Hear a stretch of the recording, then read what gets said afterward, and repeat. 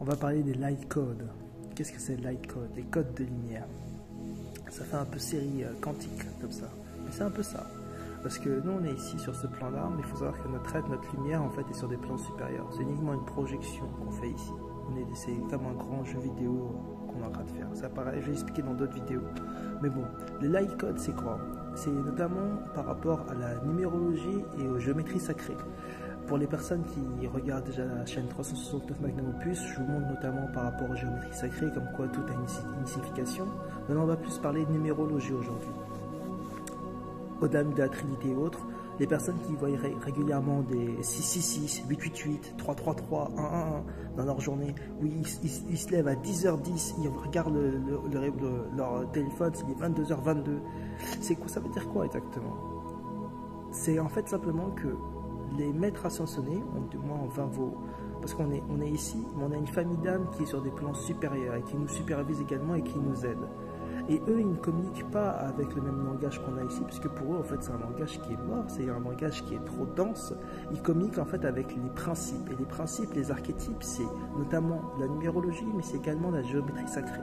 Et enfin, on a aussi tout ce qui est lumière, tout ce qui est couleur, lumière. En fait, ils communiquent avec nous sur les principes.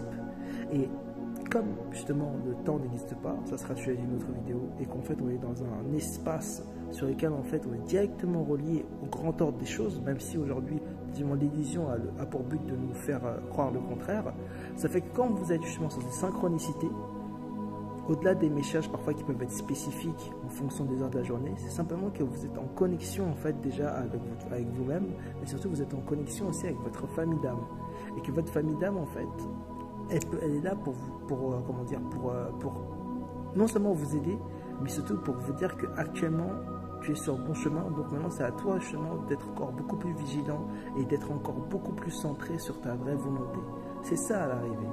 Parce que quand vous êtes justement pareil, dans ce moment-là, vous voyez beaucoup d'heures symétriques, 11h11, 10h10, 333 partout.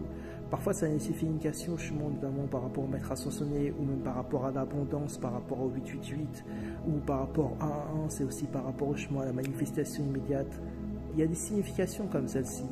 Mais la grande signification qu'il faut vraiment comprendre, c'est que vous êtes en alignement avec le cosmos, et que maintenant, c'est votre pensée, elle est créatrice plus rapidement que vous ne le pensez.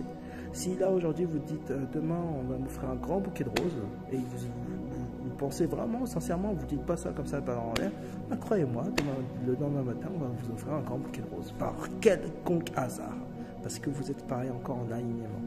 Donc, c'est surtout faire attention à sa pensée, et surtout à ces moments-là, quand vous êtes en alignement, c'est génial. Déjà, il faut parfois même le noter, faire un message visuel. Pourquoi? Parce que c'est pour intensifier le lien. C'est comme quand vous voyez justement pareil ces formes géométriques ou ces heures doubles.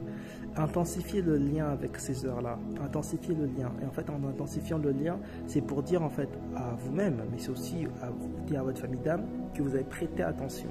Et du coup, ils disent ok. Il a prêté attention, donc maintenant on peut lui envoyer encore beaucoup plus de messages. Et du coup, vous allez commencer à avoir parfois vous allez avoir une certaine intuition sur certaines choses, de dire oh, je suis vraiment fort. Il y a vous, bien sûr, votre intuition, vous êtes fort, mais il y a aussi votre famille d'âme aussi qui maintenant commence aussi à être derrière vous pour vous guider justement sur votre chemin. Parce que vous intensifiez le lien et surtout vous leur faites comprendre que vous êtes à l'écoute des messages et que vous prenez attention à vos pensées pour les diriger exactement dans votre grande mission ici sur ce plan et surtout pour vous réaliser vous-même en tant que lumière.